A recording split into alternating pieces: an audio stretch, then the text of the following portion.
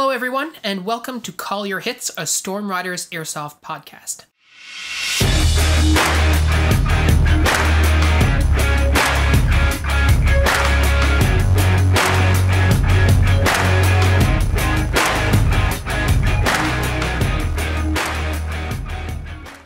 Thanks so much for tuning in, guys. Today we're going to be talking about optics, specifically about magnifiers and magnified optics. If you watch our YouTube channel, it's likely you will have heard us talk about magnifiers, and in particular, how we don't really feel that they're very effective for airsoft. There's a number of reasons why we think this, and we're going to get into them, but we also wanted to highlight both Pat and my experience with magnifiers as well. In particular, Pat had used a 4x magnifier for years before recently swapping it out for a red dot. In my case, I had a bolt-action rifle with a variable-powered optic for many years, and I've also intermittently tried a magnifier on my main AG just to remind myself why I don't like them. He borrowed mine on weekends when I wasn't playing, just so he could be like, yep, still hate this. Yeah. So we're going to go over the reasons we moved to magnifiers, what problems we were trying to solve by using a magnifier in the first place, and why we slowly moved away from magnifiers back to red dots. So let's get into it. And I think the best place to start here is just as a general disclaimer to all the stuff that we talk about, which is that if you're using a magnifier because you want to complete a particular loadout, you think they're fun, or you think they look really cool, then as I always say, fill your boots. You should definitely do that. I mean, the first one I bought was 100% to create a look, right? We were both rocking sort of the Marine Cyraz. We'd both been watching way too much Generation Kill. Yep. I'd built an M4 with a 203 launcher on it because we'd been watching too much Generation Kill. I mean, I still love the damn things, but that's already been talked about, and I've been made fun of enough for one podcast. But I picked up a ACOG replica just to sort of complete that sort of Marine Rifleman Grenadier look that I was rocking, and it was terrible. Yeah. I think the eye relief on that thing was like 2mm. I basically had to have it inside of my eyeball to use. For sure. And we're going to talk about some of the drawbacks in a bit. But again, it's only natural that if you're building a sniper rifle or, God forbid, the trendy buzzword, a DMR, it's only natural to want to put a magnifier on there, because if you look at a rifle in the real world that's a long-range precision rifle, they have a magnified optic on it. So if you build one for airsoft, if you're modeling it on what you see in the real world, you are going to want to do that as well. It's only natural. And we're not here to yuck anybody's yum, to put it plainly. Right? If you like them, then that's fine. But what we're saying is, in terms of absolute efficiency on the field, in terms of what they can provide you in terms of benefit, then there's a variety of reasons why we used magnified optics to achieve those results that we thought we would get, and reasons why we moved away from it. I think it's fair to say that one of the reasons we definitely have both looked at them in the past is not just, like watching movie and go, or like looking on the internet, looking on YouTube and seeing people using them, or seeing, real world soldiers using them, but also, we play video games. We've played some Call of Duty in our day, and it's like, oh yeah, I want to use the scope that I use in my Call of Duty game. And as Phil said, there's nothing wrong with that. I'm still working on my US impression for World War II. Simulationist kit is really cool. Like we said, impressionist kit is certainly one thing. There are reasons that people could conceivably want a magnified optic, or perceived reasons, right? Ideas of, if I put this on my gun, this is what it's going to give me in terms of performance, right? Absolutely. I mean, there's definitely that whole, I'm going to get the one-shot, one-kill out of my airsoft rifle via this method, because we've already convinced you guys that you can't get it out of just upgrading your gun because of the sort of the physics of the weapon that you're using, and the relative amount of muzzle velocity that we're allowed to have. And that's definitely a big part of why I ran one. Yeah, for sure. I ran one. I got rid of the ACOG for reasons we'll discuss in a bit, and swapped over to a Elcan Spectre style one, which was much, much nicer. And yeah, my goal pretty much was I want to be able to see further, because I had started to move into a sort of command role where I used the radio and directed the team a lot and provided support by fire a fair amount of the time. Yeah. And it was definitely helpful for that. So there's this idea that you put a magnifier on your gun, that will enable you to hit targets further away. And like you were just saying, the magnifier fundamentally just helps you see clearer further, right? So someone who is 150 feet away from you, you're not going to be able to see with the naked eye very, very clearly. Like, will you be able to tell that they're there? Absolutely. Are you going to be able to tell that they are a man-shaped target? Absolutely. Are you going to be able to tell if they're wearing a helmet or a ball cap? Absolutely. You know, are you going to be able to tell if they're wearing a plate carrier or just a BDU top? Probably. Are you going to be able to tell if they're wielding a short gun or a long gun? Almost certainly. Are you going to be able to tell if they're wearing full seal goggles or shooting glasses? Probably not. Are you going to be able to tell if they have a particular morale patch on their chest at 150 feet? Probably not. But when you think about the amount of detail, the extra detail that you're getting from that range, it's not really that much bigger, because again, in the real world, a long-range precision optic, even like a 4x magnifier, is enabling you to hit targets that are at, 1,500 feet away, 3,000 feet away, or even greater distances than that. So you're shooting at targets that are, in a lot of cases, 10 times further away. And so with the naked eye, the only thing you'll be able to see, I mean, if any of you have ever tried to look and physically see something 1 kilometer away, like at a known distance, if you're looking at a man-sized target, that person becomes pretty small. And so yeah, in those cases, you need that magnifier. But for airsoft purposes, we're close enough that the information, the added benefit you're getting from the magnified optic is pretty small. So then the second piece of that is, so okay, I can see a little bit further, I can see a little bit clearer, but then I can also then utilize this extra vision to place my shots more accurately, because I can actually see where my BB is going. Because it's absolutely true that at 150 feet or 200 feet or 100 meters or whatever, you cannot see your BB. There's just no way. It's absolutely much too small. So a magnified optic will certainly help you track your shots at a greater distance. And if you happen to be playing on a field where that is predominantly the case, they're really, really useful. Over longer ranged games, especially as I sort of curved my rifle to being longer and longer ranged by intent. Phil was making fun of people who own DMRs a few minutes ago because I own one. I purchased, the magnified optic initially because I wanted really to have a better view of the field. I wanted to be able to look further away and understand what was going on with greater efficiency and efficacy. What I end up with in terms of practical terms for gameplay was I also got the ability to shoot targets pretty accurately from further away. And that benefit would still be the case were I to use that optic, right? That wasn't a trivial thing, but the fields we play on have significant limitations for that. We've discussed in previous episodes that we play at an area called Redcliffe a fair bit and that we play at a local field called Frontline. The Redcliffe field is fairly heavily forested, and so your ability to set up really long shots are limited. Yeah, to say the least. Likewise, it is on the side of a cliff, as the name implies. And we live in Newfoundland. The cliff leads out over to the North Atlantic. It is always windy up there, which means that your ability, even with a highly accurized airsoft gun, to get a shot on target all of the time, or even super reliably, in some parts of the year is nil. It's just not happening. And so up there, over time, I came to realize that the benefits weren't necessarily as substantial as I would like them to be in that play environment because the lanes of fire weren't long enough to make good use of the sort of accuracy or ability to shoot more accurately over distance that I was acquiring.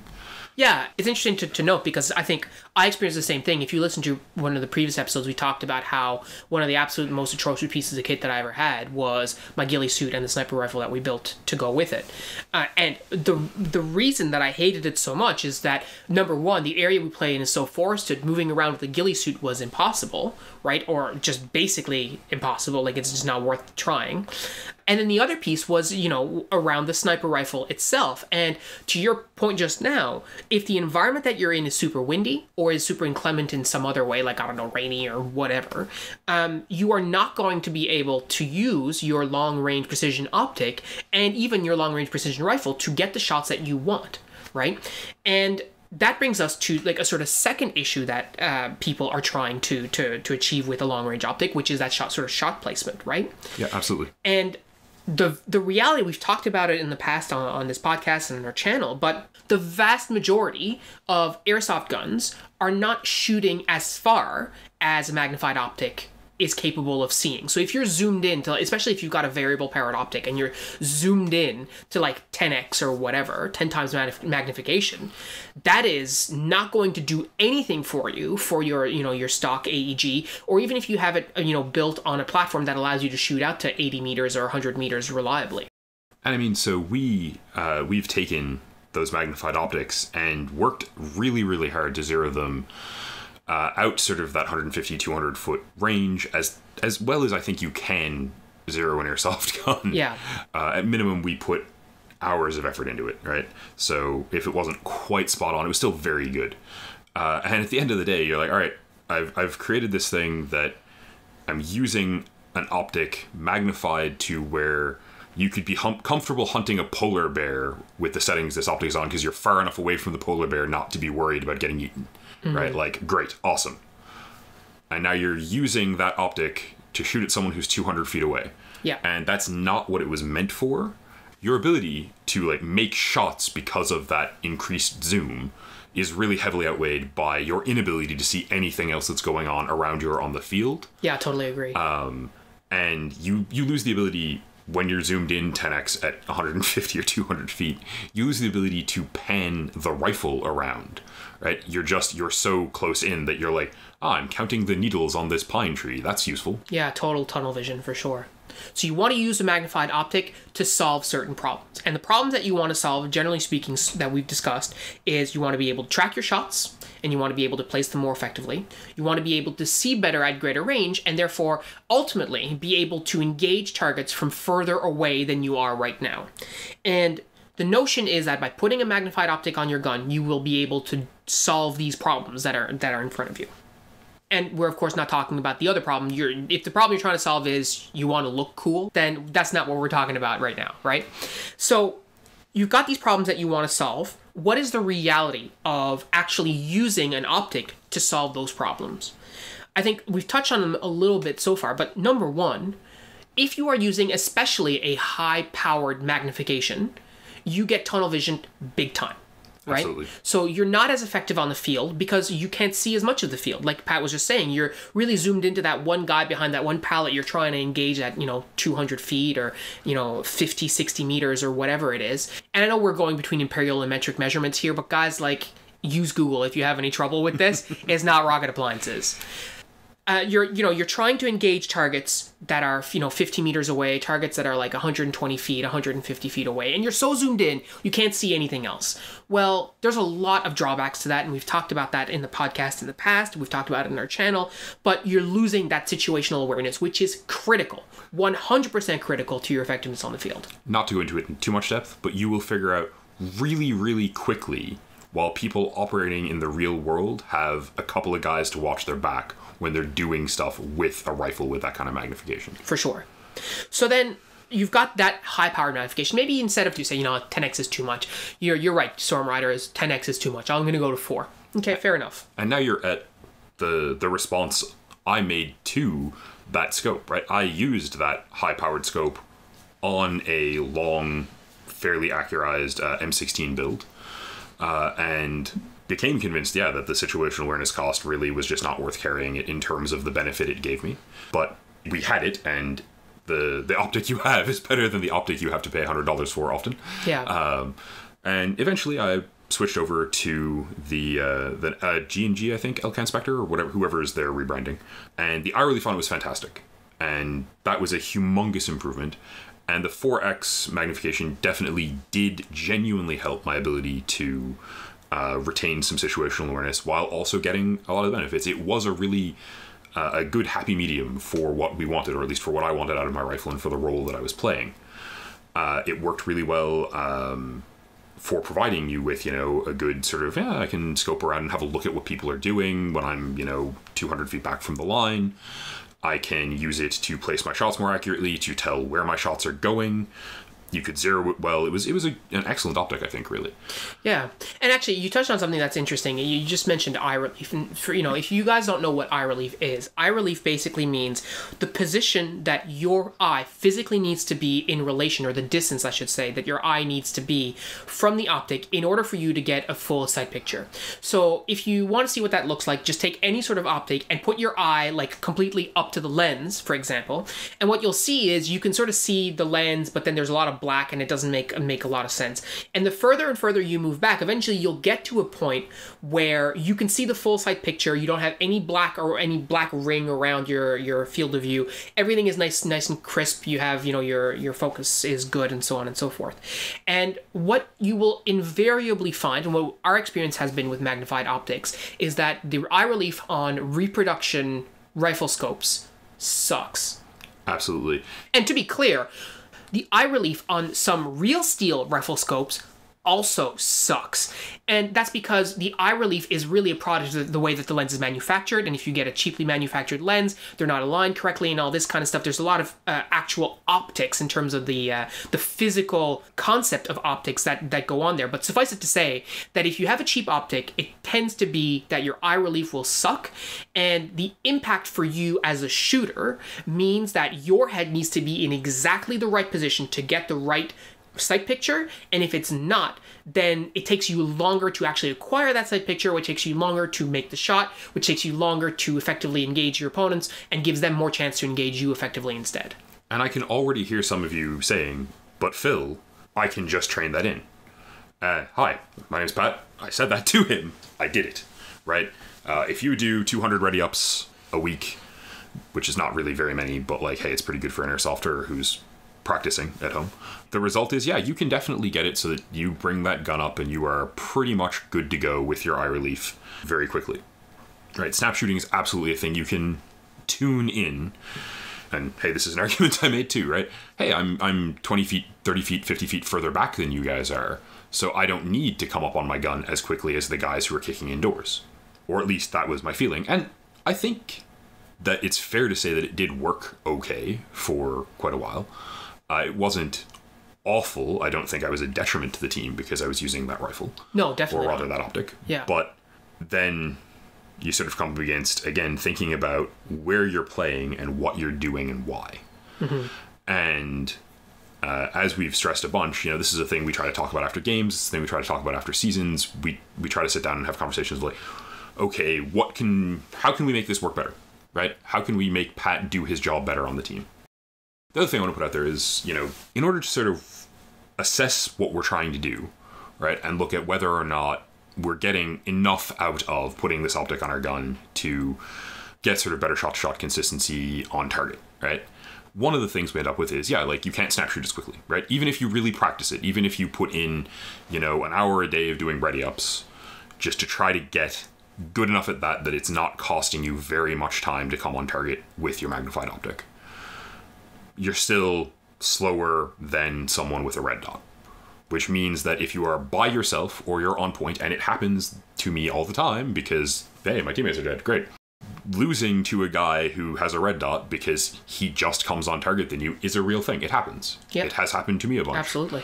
And some of you guys are definitely going, and I know you're saying this because I said it and did it, well, why not put a doctor sight on it? And that works. The problem being that if you buy an airsoft doctor sight and put it on your airsoft ACOG or whatever, you've bought another not terribly well-made piece of glass, stacked it on top of your already not terribly well-made piece of glass, and now you're in a situation where it often will not be adjustable enough to actually acquire a target and fire at it accurately at short ranges with your airsoft rifle because it's now, 6 inches off above your barrel, and it just isn't good enough. It's not well enough made. And don't even talk to us about those canted sights that you see in video games and stuff. Remember, your gun has a hop-up. If you cant your gun to the side, the hop-up is not working the way that it's intended to. So don't even start with that. Yeah, we're really talking about what is effective. And I think, Pat, you sort of nailed it earlier when you were saying, okay, you can train, you can train it in, and we always talk about how important practice is, and it makes a real difference in your ability to come up on target and to engage quickly and snap shoot, transition to your offside, be able to shoot that way, all that, it makes a huge difference in that. And sure, you can train to use an optic that is magnified, that has perhaps even has crappy eye relief, but imagine how much faster you would be if you had a red dot instead of a magnified optic. Because fundamentally, you can get very fast with your magnifier, but you'll never be faster with a magnifier than you are going to be with a red dot. It's just not possible because red dots are meant to be fast in a way that magnifiers are not. Magnifiers are focused on precision, and red dots are focused on speed. If you could do what we're talking about doing, even with real ones, with your $2,000 sight, your $3,000 sight, there wouldn't be red dots used by military and law enforcement. They'd just use magnified optics if they were actually able to train it so that it's as fast. And remember, real world militaries and stuff are engaging in close combat like we do, right? Totally. But they're also, and by and large, most of the time, engaging at ranges that are greater than what we engage at in airsoft, right? So for them, there is a tremendous purpose to be able to have a magnifier on their gun that can do sort of double duty. Because the amount of time that they're going to be engaging closer than 100 meters, let's say, is pretty low. Whereas for us, it's our bread and butter. That's what we do almost every single game, all of the time. I would hesitate to say 95% of people listening and players in general will be engaging in airsoft matches that are at 100 meters or 300 feet or closer.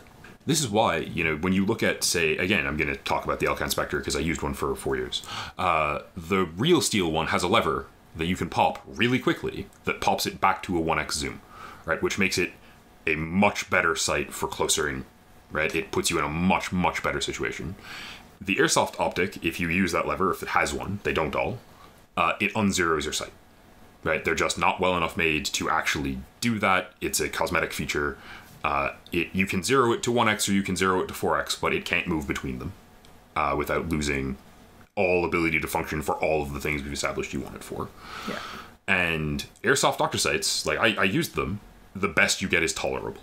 Yeah. Right? And you can drop $100 on an airsoft doctor sight and you still only really get to tolerable.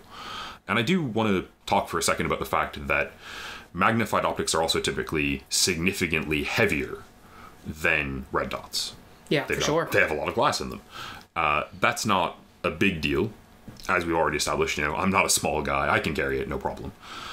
But I don't actually feel like it was worth the wait after a certain amount of time. I don't think it did enough for me. And part of that, I want to address sort of the other thing is, so one of our fields is very dense foliage and you just don't get 200 meter straight linear engagements. The other one we play at is frontline, and it happens there. We do get them. And absolutely, being able to peg people from 200 feet away and giggle was a lot of fun. But every engagement, every game, even if we're starting off at those distances, at that field, by the, halfway point, we are within 150 feet, 100 feet. Closer, most of the time. Yeah, or 50 feet, yeah. Right? And so keeping the accuracy that I get out of my DMR build is fantastic because, hey, shot consistency is great. I love it, right? You'd have to work very hard to convince me to go back. But for the last 2 years, I've run a red dot. And it's genuinely just a matter of I can still snap shoot with enough accuracy to put a second or third round hit onto someone within 100 feet easily. Yes, I can no longer, put a shot on the chest of a guy 150, 200 feet away with casual ease. But on the other hand, if someone's, within 40 feet or 20 feet of me, I've gone from being probably dead to, man, all these ready ups I'm doing are causing me to benefit. That's cool.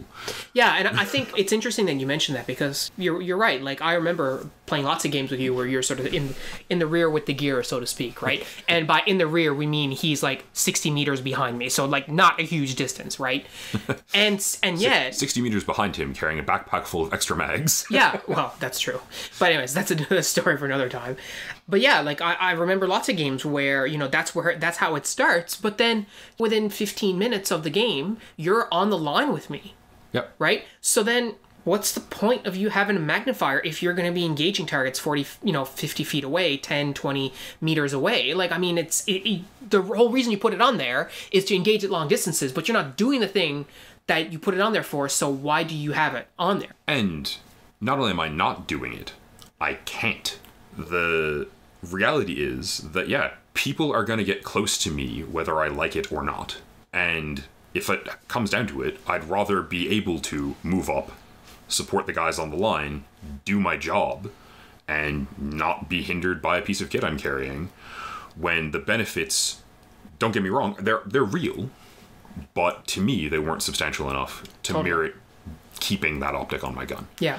And I think you just sort of nailed it. And I really want to remind everyone, we are not here telling you that there are no benefits to putting magnifying optics on your guns. That's not what we're saying.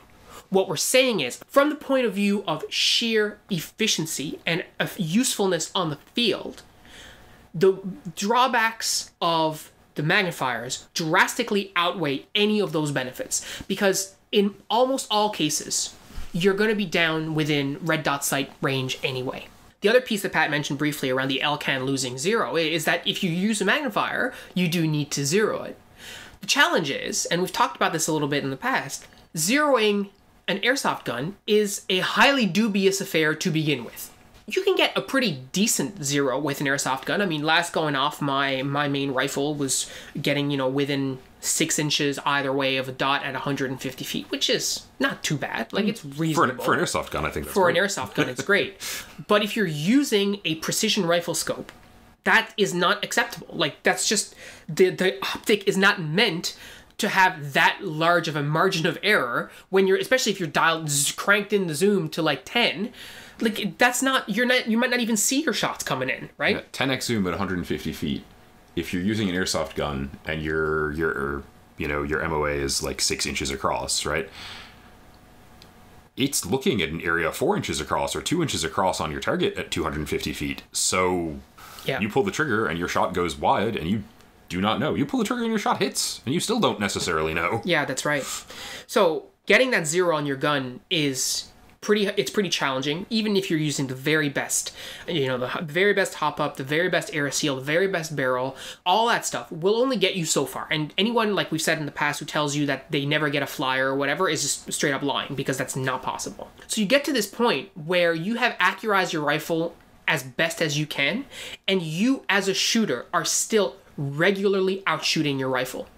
In the real world, with real steel firearms, it almost always is the reverse. The rifle is more accurate than the shooter it can be.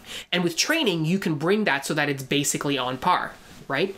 In airsoft, with experienced players, it will almost never be the case that the rifle is more accurate than the shooter. In fact, it is almost always going to be the reverse. So the problem that you're trying to solve is accurately put rounds at a long range with your airsoft gun and be able to see where those rounds are hitting thanks to your magnified optic. Well, the fact is, you're probably not going to be able to put those rounds on target the way that you want to, or the way that you're hoping it's gonna work out. Yeah, this is not going to become a one shot, one kill every time, 250, 300 foot, even 200 feet weapon, no matter what you do with it, right? Yeah. And yes, you can go watch Norwich or whoever and see them make a bunch of those because they're very experienced and because they've built that gun as well as possible. But you'll also see them miss, where the real steel shooter basically would not do. And at the end of the day... Actually, you probably won't see them miss because they'll edit all that stuff out just so you get only the good bits. Ah, yes, the benefits of the camera. Yeah. Right. But the result that they're displaying is, I mean, even if we assume they aren't editing anything out and that it is just 100%, they're just somehow better than you can be in our experience. Think about also where they're playing, right? If you're like us and you live somewhere where the weather changes 4 times during a day of play, we have a lot of brush to shoot through at all of the fields we play at. We have a lot of wind at all of the fields we play at. That mitigates the effectiveness of this idea we're trying to present of the magnified optic as like a tool for creating really long-range shots. And the other sort of key thing I have to mention, because, hey, I used one on the gun I'm currently running, I switched, is that my shots at 150 feet with the optic were, pretty spot on at 150 feet. Like 2 or 3, 4, maybe 5 shots to get a guy. Excellent. No problem. I had no issues with sort of my MOA or any of that stuff. It just got me killed if people got to 50 feet. With the red dot, it takes 8 or 9 shots to kill the guy at 150 feet. Yeah. It still works. It still does the job. I still get the kill. I still move on whatever I'm doing. And when someone is within 50 feet of me, Phil's going, oh, Pat's good, not, oh, Pat's going to get shot again. Yeah, for sure. Right?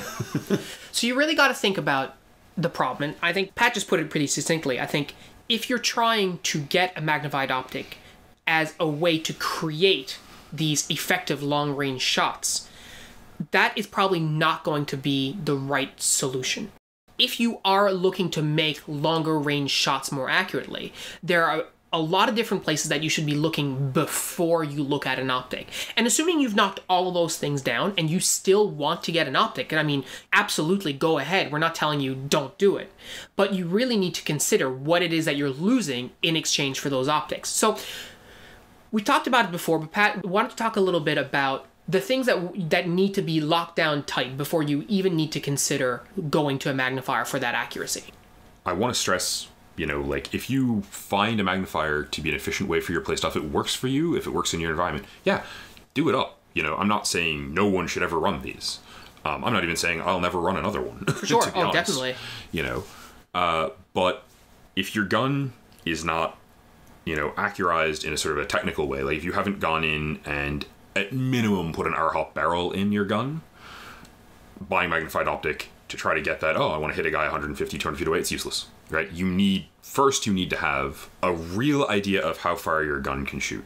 And we talk about this periodically, but I'm going to bring it up sort of in a more detailed way than I think we have before right now. So one of the things that happens a lot with people playing airsoft with stock guns, and honestly with upgraded ones, is they go, oh man, I can hit that guy, and they're wrong. Yeah, absolutely. Right? And I don't mean, you can never hit that guy, but they're like, every round I fire should be hitting Pat, and, I'm standing there 200 feet away from you, watching your rounds hit the dirt and roll past me. So an optic is great. It prevents that, right? It will help you figure that aspect of things out. But so will giving your gun to one of your buddies and walking 50 feet away from him and telling him to shoot at you, and then walking 50 feet further, right? Get an actual idea of what your gun can do. We've talked a bunch about what you can do to improve your gun's accuracy over range, and your range in general, in some of our previous episodes. If you haven't squared most of that away, if you haven't at minimum got, a good hop-up rubber, decent air seal parts, and ideally an R-hop, you're not getting that range, right? Rather than going, I'm going to buy a magnified optic and it'll fix this, instead, sit down and have an honest, self-assessing, critical think about whether or not you should just be moving up more often. Yeah, absolutely. That's a problem I've had. It's a thing I've had to do. And one of the things I guess we haven't even really addressed with this is that if you have magnified optic and you are using it as an excuse or to excuse your choice to just sit in one place, you're doing it wrong. Yeah. There is a reason that every single military in the world has adopted the idea of fire and maneuver. Do it. Yeah, and even if you look at, and we've said this before, if you look at the really successful airsoft snipers on YouTube, even though, in my opinion, they portray a glorified version of what airsoft sniping is like, what you will see is them constantly being on the move, right? You watch Novrich, you watch Kicking Mustang. These are guys who are not sitting still. They're not sitting in one place. They're shooting, they're moving, they're shooting, they're moving. And like Patrick just said, if you are looking at getting a magnifier to excuse your choice of not moving as much, you're thinking about the problem incorrectly. And I do actually want to note one thing that I found strange, because over the time frame that I used that optic, I also used it, often very poorly zeroed, on the Mark 46 that got passed around our team for a while. And that gun was heavy, and it did not shoot accurately ever. It went through 2 of our team's gun techs and way too many hours of trying to make it better, for no effect, really. It was just not an accurate gun. Yeah. And I will say, having the magnified optic on that did allow me to go, oh yeah, there's a guy over there. I'm just going to put shots into his general vicinity and make him put his head down very efficiently. It was actually useful for using my LMG as a tool for suppression in airsoft, which is a thing they're not necessarily as good at as I'd like. And so if you're in that, I'm in a squad, I'm acting as the LMG guy, I'm acting as suppression, it might actually be worth seeing if you can bomb a 4X optic for a little while to give it a shot. Because that did actually work pretty well. It's pretty much the only time I ever liked that gun. I liked that optic a lot of the time. I just got shot in the face the other 50% of the time because someone with no optic or a red dot was quicker on the draw than I was, just because I couldn't get on target quickly enough. Yeah, absolutely. And I don't honestly think that if I'd had $2,000 to drop on a real one, that it would have made the difference. I don't think if I could have acquired a real steel Elcan that it would actually have resolved that issue as well as slapping a $50 red dot sight on my gun has done. Yeah, absolutely. So there's a piece here around understanding the technical limitations of what you're putting on your gun, right? So we talked about eye relief. We talked about how a cheap repro is not going to be as good as the real steel. I mean, that's the case for almost everything anyway. But when you look at solving a problem, you also need to look at what is the cost of solving the problem versus how much does it actually come up. Totally. And if you say to me, well, Phil, it's not very expensive. I can get, a magnified optic for Airsoft and it's decent for $150 Canadian, let's say. Okay, if you can afford that, that's fine. The cost of the optic is one piece. So you pay the gold price, but then you have to pay the iron price, which is the fact that it makes you slower and will quite likely in close quarters engagement be a drawback to you and potentially be the reason, like it's been for you in your experience and it's been for mine as well. The optic will be the reason that you can't get on target fast enough and you get hit by your opponent. Yep. So you've paid the gold price, you pay the iron price on top of that. How often is it going to be of benefit to you to be able to engage that target at 100 meters or 200 feet or whatever, versus how often are you going to actually be engaging targets within 20 meters or 80 feet like we were talking about before? And that cost-benefit analysis that Phil's talking about is really, at the end of the day, why I'm on a red dot again. More of the time where we play and when we play, I am inside of 50, 60 feet. Yep. Engaging dudes, moving around in situations where being able to come up onto ready and shoot a target as quickly as possible is one of the most pivotal skills for what we're doing, where the extra magnification isn't providing me with tangible benefits, whether because of the distance or because of the wind or some combination of the two, let's be honest. And it just is not worth having that on my gun. It's not getting me anywhere, and it's costing me. If you are playing in a field where you have, if you look at Scout the Doggy's YouTube, right? If you're playing in a field where it's sort of light, widely spaced woods, there's a lot of long fire lanes. Honestly, in that environment, I might have kept it. It might have been fantastic. My entire team might be using them, who knows, right? But we build our kits for the areas we're actually playing in. And the opportunity cost of using that optic for me was way too high. It's also worth noting that during some of the periods where I found that optic most effective in tandem with my team, we had 8 or 10 players wearing Stormrider patches, carrying really excellent guns. And in those circumstances, it was a lot more effective, right? Because there were 8 bodies between me and a guy getting within 20 or 30 or 40 feet of me. Yeah. And because those 8 bodies definitely didn't mind having the 4 of us providing Overwatch. Yeah. So, guys, part of our message for all of our videos and all the podcasts that we've done is really around making sure you critically analyze what you're using. So again, we don't want any of you guys feeling like we're saying, oh, if you use a magnified optic, you're an idiot and you shouldn't be doing that. That's not at all what we're trying to say here. And we're also not trying to say that, oh, well, our field is unique and so that's why we built the kits that we did. The reality is, I would bet that most of us play on similar airsoft fields frequently. So that's not to say that you guys play, next to a cliff in the woods like we do. I mean, next to the North Atlantic or whatever. Like, that's not what I'm trying to get at. But most of us will end up playing on commercially curated fields that are owned by people that have some sort of building, some sort of cover. There might be some open spaces. There might be some wood spaces. And in many of those situations, a magnified optics will provide you limited benefit. And what we would like for you guys to think about is whether or not having that magnifier is really, really helping you out, or if it's actually being a hindrance. And having that conversation with yourself is challenging. We've had these conversations with ourselves and we realize that, hey, we could have been doing better, right? It's not that we were doing something, flat out wrong or we were having fun the wrong way. That's not it. What we're realizing is, actually, we could have been more effective. We could have been better players. And in fact, when we are removing, for example, a magnified optic and replacing it with a red dot, what we are doing is, in fact, removing limitations from our abilities and actually increasing our ability to perform on the field, right? Absolutely. I mean, I loved that Spectre. It took me a really long time to sell it. I think I kept it for about 13 months after switching to the red dot, just because I was like, I might want to go back. There are still worlds where we keep playing Airsoft and something changes here in the next 4 or 5 years and I buy a new one and use it interchangeably with the red dot, or don't use the red dot for a while. I don't think it's a matter of there's a right decision here that is strictly applicable all of the time. That is, I think, pretty much one of the core concepts of our podcast is we want you guys to sort of sit down with us and listen to us talk about gear and to think about and help you guys think about, by relating our experiences, the upsides and downsides to any given piece of kit, right? We've talked at length about vests. You know, there are still things I like about the Cyraz we used when I first started playing. There are days when not getting shot in the kidney would be awesome. Yeah, totally. You know? But the negatives outweighed the positives, so I don't use it anymore. Fair enough. We're in the same place with the optics. The other thing, and I guess this is also kind of on theme for us, is I don't want you to think, and neither does Phil, that there are magic solutions to this, right?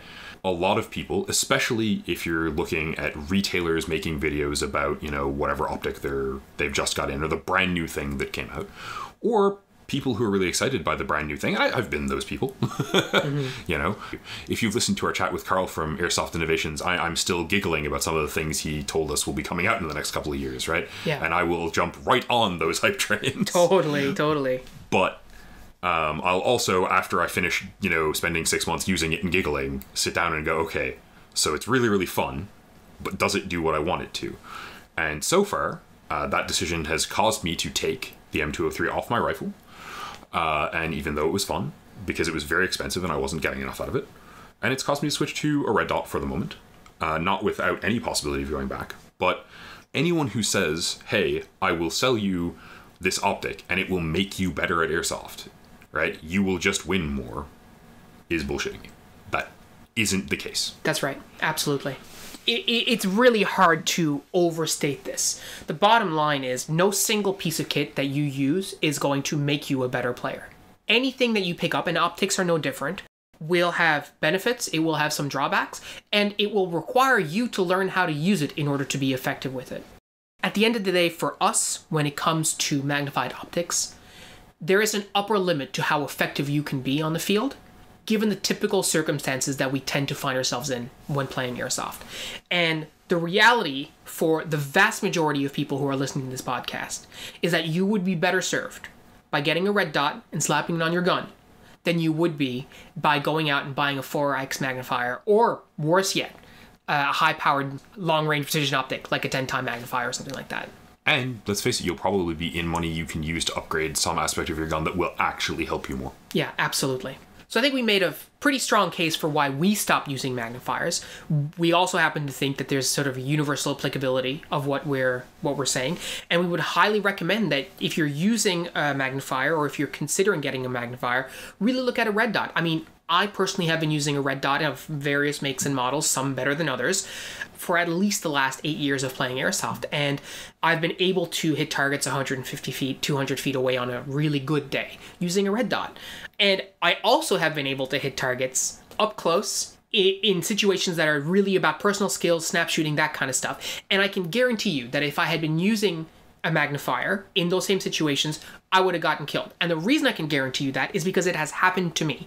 When I borrowed Pat's L-Can, slapped it on my gun for a couple of village games at Frontline, and guess what? I got whacked pretty much right out the gate because the optic was garbage for what I was trying to do. So at the end of the day, we really highly recommend that you look at getting a red dot. It will almost certainly serve you better on the field than any magnified optic you could put on your gun. It'd also probably be cheaper and lighter. So that's, 2 added bonuses right there. I think this might actually be a little bit of a contentious topic. I'm sure a lot of you out there will disagree with us and think, no, magnifiers are the way to go, and here's why. We would love to hear your opinions on this. Yeah, I don't want us to have pissed you off, but I'd love it if you disagreed with us and got back to us and gave us new things to think about, because I love learning new things. Yeah, the whole point of us having these discussions with you guys, as Pat alluded to earlier, is that we want people to think critically about why they're using the pieces of kit that they're using. Again, if you're just using it for looks or for impression, that's not what we're talking about. In terms of actual applicability reliability and efficiency on the field. So if you have a different opinion than us, we would love for you to share it with us, in the comments. Reach out to us by email or Instagram, whatever. But like, we would love to hear some of your comments and have some dialogue with you about this. We are people too. We want to learn. We want to hear from you guys, right? The more this is a conversation, the better our community grows. For sure. So guys, please don't hesitate to reach out to us. Let us know what you think in the comments, and we'll catch you next time. Thanks for tuning in. Cheers, everybody.